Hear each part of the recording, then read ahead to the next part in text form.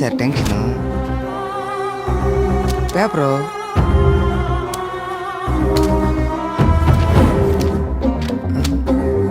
Book ఏంటి sir?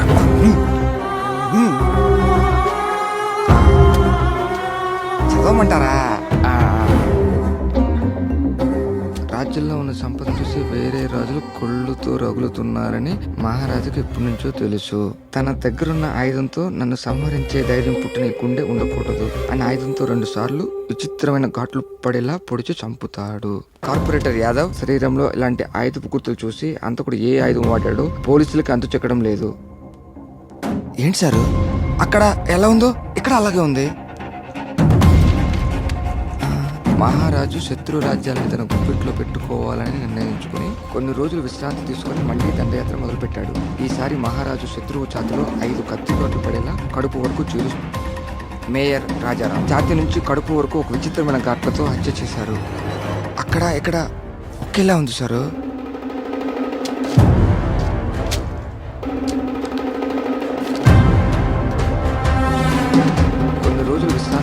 మళ్లీ దండయాత్ర మొదలుపెట్టాడు.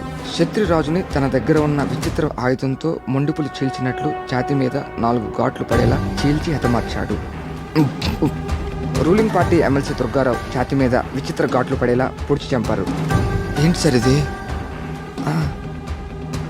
అక్కడ ఇద్దరు ఒకటే. ఎవరు? బై ద వే మీరు వాడే సెంటు సీకే కదా sir? Oh good guess. Same smell.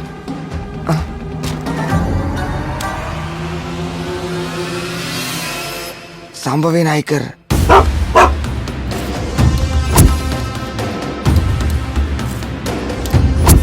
Hey, calm down. He's our owner. 11th entry.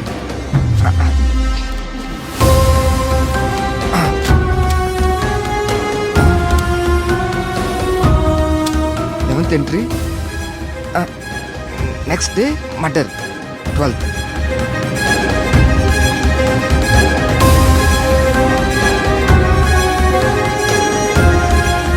ఈ పుస్తకం చదువుతున్నవాడే ఈ మర్డర్స్ అన్ని చేసినాడు.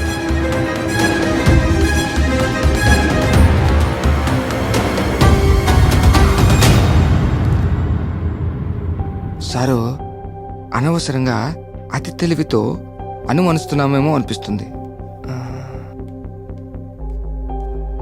సారు ఒక ఐడియా.